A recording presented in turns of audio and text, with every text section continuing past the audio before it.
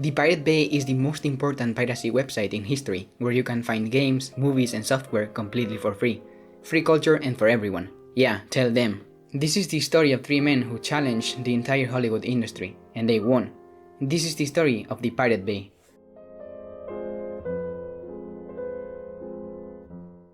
The Pirate Bay was created in 2003 by an organization called Piratbyrån, which translated would be something like a pirate agency. A Swedish organization that advocated for free information, culture and intellectual property. Although its beginnings were linked to this organization, as of 2004 the Pirate Bay worked as an independent entity led by the 3 people we know as the founders of the web: Gottfried Svartholm, aka Anakata, Frederick Nate, aka Tiamo, and Peter Sunday, aka Brokep. These are the 3 young people who founded the Pirate Bay, a website to download files of any kind, but in a very specific way, through peer-to-peer networks using the BitTorrent protocol. Maybe that's all Greek to you, but don't worry, it isn't that difficult. A peer-to-peer network, often written as P2P, is a network in which instead of a fixed server, we have different nodes that act as equals. Let's give an example. Let's say you want to watch The Irishman, a Netflix movie. When you press play, your TV starts downloading the content from a Netflix server. This is normal. Now let's say you want to download The Irishman, but you're in pirate mode. You don't want to pay for Netflix. So you go to Google and you search download The Irishman torrent. Then you download the movie from BitTorrent. Well, in this case, you're not downloading the content from a specific server, but you're downloading it from the computer of other users like you and who share the content. When you download it, you can also share it and be one more node of the network, so that other users can download it. That's why it is called peer-to-peer. To carry out its project, the Pirate Bay used the BitTorrent protocol, which works as follows. First, we download a .torrent file. This file is not the movie itself, but a very light file containing the information so that the program can connect to the peers that have the content. Second, we open a program like uTorrent. The program opens the .torrent file, reads the information and is able to connect to the other nodes that contain the parts of the content that we want to download. And third, the program downloads the parts of the content, and when it does so, it also shares it. Because that is what the peer-to-peer network is all about. You give and you receive. The most important thing, and what should be clear to you with this, is that the Pirate Bay does not need to have the content itself on the servers. It is enough for it to have the torrent files. Imagine that you want to download Red Dead Redemption 2 for PC. When you search for Red Dead Redemption 2 in the Pirate Bay, you will find its corresponding tab on the web. On the tab it says that it weighs 199 GB, but be aware those 199 GB are not in the Pirate Bay. The only thing that is in the Pirate Bay is the .torrent file, a small information file that will help you download those 199 GB of pirated content. Nowadays, torrent files are no longer used, but rather the so-called magnet links that have a similar function but with a simple link. So now the web doesn't even need to host the torrent files anymore, just a link containing the information. Therefore, we could say that the Pirate Bay is simply a search engine like Google. The bad part of this is that someone could insert a virus, and that would be fine as long as the file said that it was a virus. The only rule is not to lie. If someone creates a Red Dead Redemption file but the torrent actually downloads a virus, then that content will be removed by the moderators. In the Super Bay forum, which is the official forum of the Pirate Bay, people can report fake torrents, malware or spam, but be careful, that does not mean that it is 100% safe. If you have something important or if you have something to lose, do not download, don't risk it. And if you're a YouTuber, I won't even tell you. It is not worth taking the risk of downloading Photoshop and having your channel suddenly called Tesla and broadcasting a fake Elon Musk livestream that links to a cryptocurrency scam landing page. In the first years of life, the Pirate Bay became quite well known in Sweden and grew little by little. It became known throughout Scandinavia, but there was a key moment that made the Pirate Bay internationally known. According to Peter Sunday in an interview, a very large Spanish torrent website closed, and since they had no other place to go, the Pirate Bay began to fill up with books, movies, and music in Spanish. A Swedish course became one of the most downloaded content because people wanted to learn the language to understand the platform. In the interview, he doesn't go so far as to say which website was closed. But according to the Spanish hacking legend Antonio Fernandez, it is possible that it was from islatortuga.com, one of the most important torrent websites in Spain. This is unconfirmed, and today the Isla Tortuga website is still active, but as a technology news portal. In addition to the arrival of the Spanish users, since 2004 they have been closing all torrent websites, some known as Supernova or Lucky Torrent. Because of that, they all ended up in the same place, the Pirate Bay. In a 2006 article, it was commented that the web received 1 million unique visitors every day. Of course, this success was not going to go unnoticed by the big companies. It was then that the first emails began to arrive. Dear Mr. Nage, It has come to the attention of Electronic Arts that the Pirate Bay website is engaging in unauthorized activities with EA's copyrighted software, The Sims 2. Dear Mr. Nage, we represent Apple Computer. The software is a trade secret of Apple and is copyrighted. DreamWorks is the sole holder of the copyright and intellectual property rights to Shrek 2. First notice of infringement and statement. Warner Bros. Records. Mail from big companies was piling up, but the founders of the Pirate Bay were not too worried. In fact, they published all the emails and their responses on the web, and these were quite curious. It is the opinion of us and our lawyers that you are morons, and that you should please go sodomize yourself with retractable batons. Please also note that your email and letter will be published in full on the Pirate Bay. Go It was clear that the thing was not going to stop there. In May 2006, the police raided the servers where the Pirate Bay was hosted. These servers belonged to the company PRQ, a web hosting company founded by Frederick and Gottfried, the same founders of the Pirate Bay. And as a company, it must be said that they have done some pretty dodgy things. PRQ is a hosting company with a very specific business model. It offers hosting to any type of website without asking any questions. The key is that the less customer information you have, the better, so no one can force you to reveal anything. This is done with the idea of creating a refuge for freedom of expression, according to what they say on their website. Of course, this idea is very nice, but on the other hand, a darker side. It can also host websites that are harmful. For example, they could be scams or even worse things. In fact, he's been accused of hosting the North American Man-Boy Love Association website, and I'm not going to say the P word, but I think we all know what this is. Now back to our story. On May 31st, 2006. The Swedish police entered the PRQ headquarters, seized the servers, and shut down the piratebay.org for the first time. A couple of days later, on June 2nd, 2006, the Pirate Bay website was available again, but with a small change. The pirate ship logo was shooting cannonballs at a sign that read Hollywood. It was an act of war.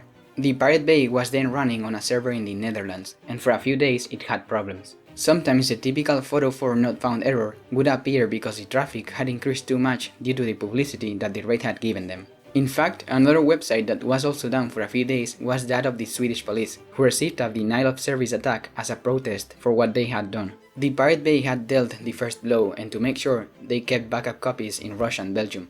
But the fight had only just begun. The next coup by the big companies was a finely planned attack. Companies like Universal, 20th Century Fox or HBO hired an anti-piracy company called Media Defender to start uploading torrent files to the Pirate Bay as a strategy to intimidate its users.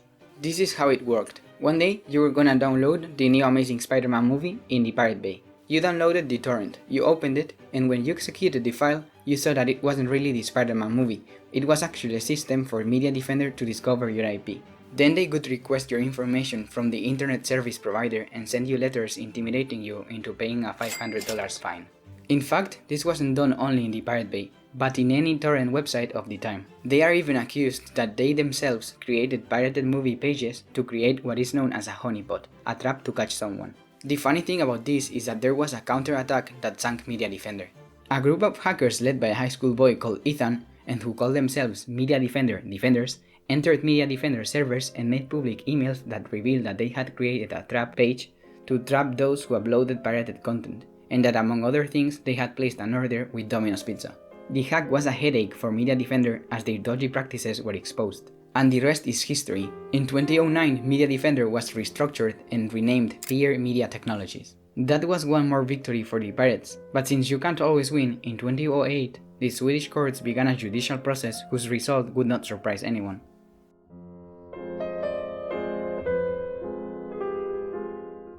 The Pirate Bay trial took place in February 2009 at the Tingsrätt in Stockholm. On the bench were Fredrik Neich, Gottfried Spartholm, Peter Sande, and a fourth man who we'll talk about later. They were accused of promoting copyright infringement through the piratebay.org website. Note the difference between infringing copyright and encouraging others to infringe copyright, since remember that the Pirate Bay does not store pirated content. The details of the trial can be seen in great detail in the documentary The Pirate Bay Away from Keyboard, a documentary that can be found on YouTube. But I think the question here is, why did they go to such a point? To a criminal trial for defending piracy? What happens with piracy is that on the one hand, there is the part that produces the content, such as companies like Universal, HBO, Rockstar Games, etc. This party alleges that piracy makes them lose money, because if you illegally download a game, you won't pay for it. If you illegally download a movie, you won't go to the cinema to see it. And that is kind of true, but the reality is not so simple. Another factor apart from money is accessibility, and piracy makes content accessible to everyone. Some even argue that there are movies, series and games that wouldn't be what they are today if it had not been for piracy. In other words, piracy can have positive consequences by making something accessible that was not so accessible before. But what happens if I get revenue from it? What happens if instead of hacking to make content more accessible, I do it to make money? That's where things change. It would no longer seem so ethical to us, and that was the idea of the prosecutors at the trial of the Pirate Bay. To begin with, they tried a fourth man named Carl Landström, a Swedish businessman who apparently had financed the web and with his company Rikstelecom had provided the Pirate Bay with computers, bandwidth and servers. Putting Carl on trial was a media ploy to damage the Pirate Bay's image, as Landström was a controversial man known for funding far-right parties. What was a vegan, leftist and socialist, which is what Peter Sande called himself, doing business with Carl Landström? But besides the political issue, which apart from Peter Sande was not something so relevant for the other two founders, the key was the business part. They wanted to imply that the Pirate Bay was a business and that he was getting rich thanks to piracy. Landström had financed the Pirate Bay in exchange for free advertising on the website. In the trial, they also asked about the banner ads that were displayed on the web. As Peter Sande has commented, the only advertisers who dared to advertise on a website like the Pirate Bay were like ringtones or weird things that were sort of illegal and didn't pay much either. In fact, Sande had his 8-hour job and Gottfried and Frederick were also working full-time at their PRQ hosting company. They say the Pirate Bay was costing them money. In any case, on April 17, 2009, the 4 defendants were sentenced to 1 year in prison and to pay a total of $3.5 million to companies such as 20th Century Fox, Activision, Universal Music. In the following table, you can see how the compensation was distributed. Of course, they didn't go to jail directly. Frederick Neich went to Laos, where he married his wife and he lived quite relaxed until he was caught in 2014 and extradited. Gottfried was also caught in Asia, in Cambodia, specifically in 2012. Peter Sande began his political career in the Finnish Pirate Party. He thought that if he made it to the European Parliament, he could get diplomatic immunity. But he didn't make it and he was arrested in 2014. About Carl Landström I don't know much. Wikipedia says he served his time in prison. And here would end the story of David against Goliath, if it weren't for the fact that the piratebay.org is still active.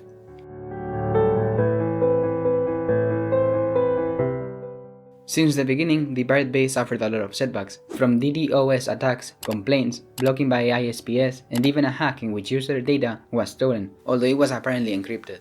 But for every setback, the Pirate Bay always had an answer. To begin with, they hosted the website on the servers of the Swedish Pirate Party and then passed it onto the Catalan and Norwegian pirate parties. The idea was that if they tried to shut it down, we would be talking about political censorship. This idea was not a solution either, since in the end, the Pirate Bay was censored in 29 countries around the world. They also changed the domain from .org to .se, since the .org is run by an American company. When they shut down the .se, they kept changing without rest. The piratebay.gs, .la, .vg, .am, .mn, .gd. It was then when they created the iconic Hydra Bay logo, because if you cut off the head of the Pirate Bay, you would get 6 more. But the counterattack by the companies was just as hard. Facebook blocked outgoing links to the Pirate Bay. Microsoft did the same. They also got governments in different countries to pressure ISPs to block access to the Pirate Bay. An ISP is an internet service provider, like the one that gives you the internet. And if the ISP says that you do not enter, you do not enter, unless you cheat them in some way through proxies or VPNs. The story of the Pirate Bay is a story of resistance. While other similar websites have gone down, one after the other, the Pirate Bay has always been on its feet. And although it has always had the support of the people, it has gotten into some trouble, such as when it was discovered that it used the CPU of visitors to mine cryptocurrencies. So this video is just a small summary of the story. If you want to delve more into it, I am going to recommend 2 pieces of content. The first is the documentary The Pirate Bay Away from Keyboard, which focuses on the trial and the conflicts of interest that existed. And the second is the Darknet Diaries podcast, in which they interview Peter Sande. To this day, the 3 founders are no longer related to the project. But I am going to end with a fragment of the aforementioned podcast, in case you wonder who is behind the Pirate Bay today. Have you seen 2001? Space Odyssey, yeah. Yeah. Do you remember HAL 9000? Yes. he's the guy running Pirate Bay. So it's some sort of autonomous machine, you know. I think that it would be impossible to shut down the Pirate Bay. It's like has its own life. It's kind of mythical. It's way beyond us. I don't believe in any religion, but I think that the Pirate Bay is some sort of supernatural being now.